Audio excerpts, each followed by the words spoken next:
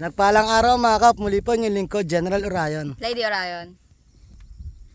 Ayan nga pala mga kap, yung sa bahay natin. So, andito nga pala tayo mga kap sa taas or sa papuntang Eden. At dito, pupuntahan natin yung pinakamalapit nating kapitbahay. Dito kami naglagay ng aming campsite. Natulog ng ilang gabi, 2 nights. Yan. So naging pake na rin kami para pababa, and then bago kami bumaba is pupuntahan muna natin doon yung isang kapitbahay natin para makita na rin kung ano yung mga kanilang tanim. Yan. So ito nga pala, dito tayo natutulog mga kap.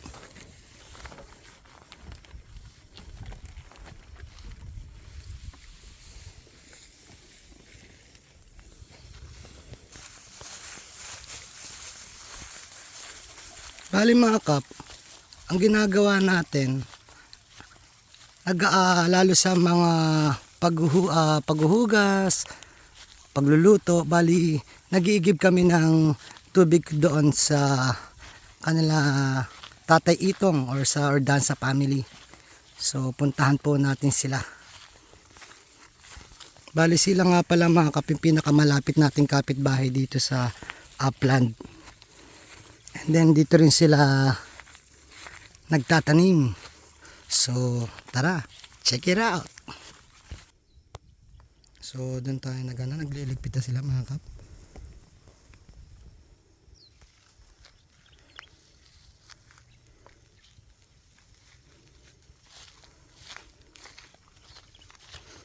Pagkain pa si Lady. So mga kabali, tanong nyo sa kami nagsi-CR, bumababa kami sa umaga ni Lady. Yan, 6 o'clock. Pagkagising, bababa kami. Tapos, mga 2 hours, akit ulit kami. Ilang minutes ang pag-akyat, kapag sanay ka na, mga 30 minutes.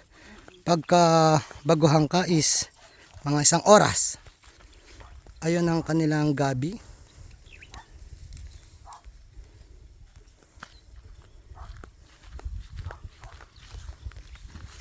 Umaambon ngayon mga kap.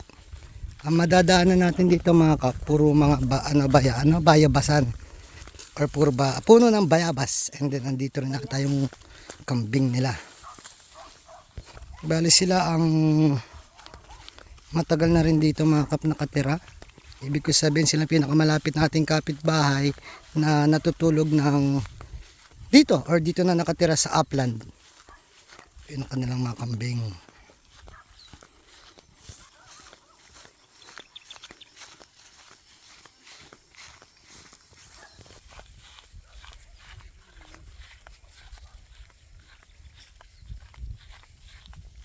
Yan mga kap, puro bayabas yan, napuno ng bayabas.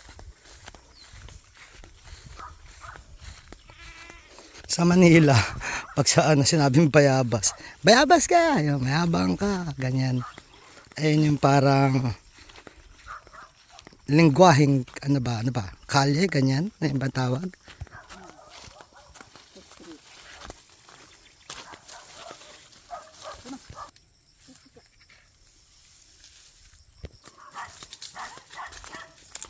Yan.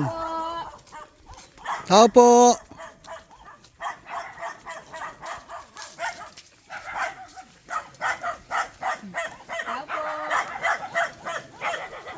So yan mga kabali, unlimited yung tubig nila.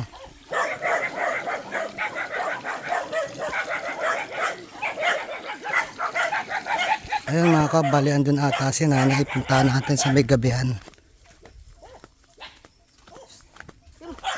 Ayun mga kapo.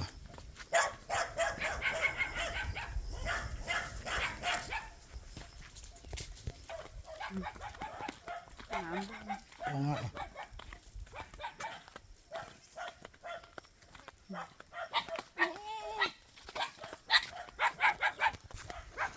Nanay! Yes, magandang umaga nanay. Magandang umaga mga anak ko. Ay, bes. Ay, kawan lang dito sa mga anak ko. Ayan. Na ano yung mga tanim mo dito? Gabi, sa kamunggo. Yun. So ikaw lang naglinis itong lahat? Ako lang anak yan, mag-isa ko. Oo. Damo, pero nung tiramin namin, dalawa kami ni tatay mo. Ilang, kanina ka pa dito? Anong oras? Ako siguro. Alas 6 pa lang. Alas. Siguro. Nag-start ka na mag ano. Oo. Mami, ano yun? Anong tanim doon? Beans yun anak, ng buso ko. Beans. Oo. Nag-harvest na rin? Kahapon, nag-harvest sila, kaya kami lang kay tatay mo nandito. Kailan kayo mag-start magsibuyas? Ano, itong kwan, punlaan ng itong November 27 siguro, punla namin. Itong buwan na rin na to. So, yun yung punlaan namin, naasar ng tatay. Yung daan natin, bali, aayusin pa nila yun, no? Oo. Mano-mano nila tatay. Oo, dati naman, ganun, ganun pa rin. Nung nagbababa sila ng sibuyas. Bali, tara. Ang si tatay mo, galing siguro sa baba, para ayos ng mga alaga namin. Opo. Dalawa lang kami dito eh. Oo. Bumaba po sila, Jerwin. Oo, dala yung beans nila eh. Parehas na lamitas eh. Lamitas sila sa baba, saka dito. Magkaiba sila ng beans. May mga kasama sila. Kami lang wala kay tatay mo. Nag-harvest na po. Nasa kwan siguro yun. Unang harvest nila eh. Baka 5 bundle siguro. Ayan, puro gabi rin, Nay. Gabi to anak, paikot, madamo lang. Gabi ni Pangsito, anihin na to eh. Hey! Ito namang, Anihin na rin po siya. oo, pang December to eh. Hey! Gabi ka kasi.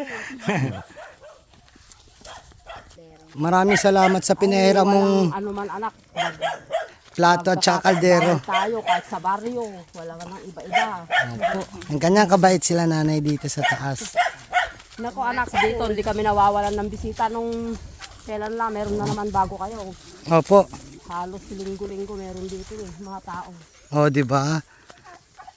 Challenging umakyat dito, Nay. Tapos, worth it naman pagdating, maganda pala. Tapos yung bait ng nila nanay. Kayo din naman.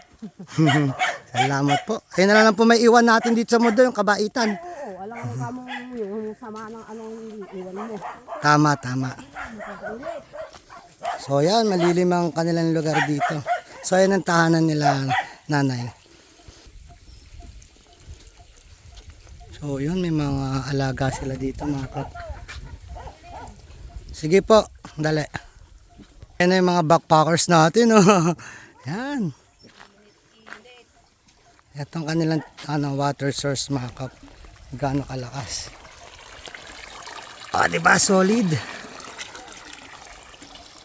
Yan mga kap, bali sumunod na rin yung mga kasama natin dito para sa pagtaas natin makausap sila mami, sila nanay, bababa na rin tayo. Good morning tatay! Babakwit na sila. Macho ni tatay Kami kay tatay nyo, wala nang naiiwag iba, kami lang.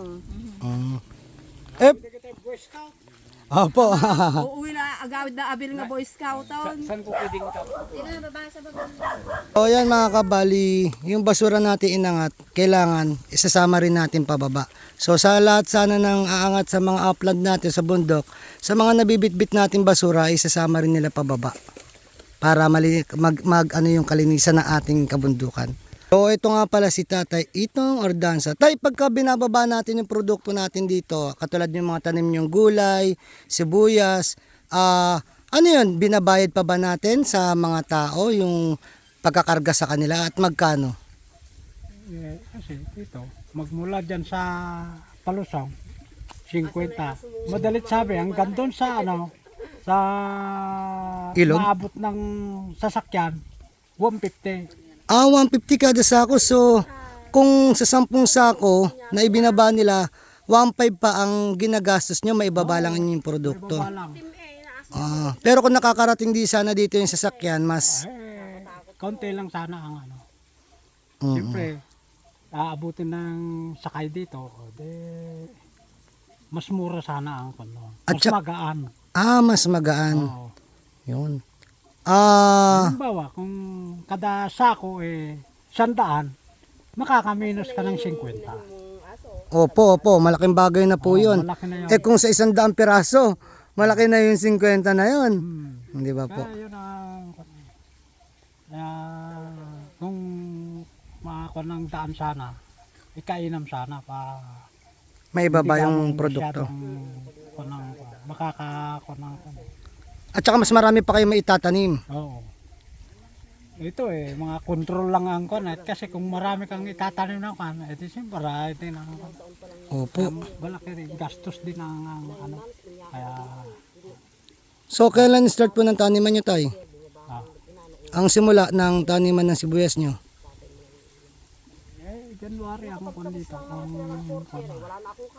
Umpisa. Umpisa. Oo. January hanggang February. Ang harvest or taniman?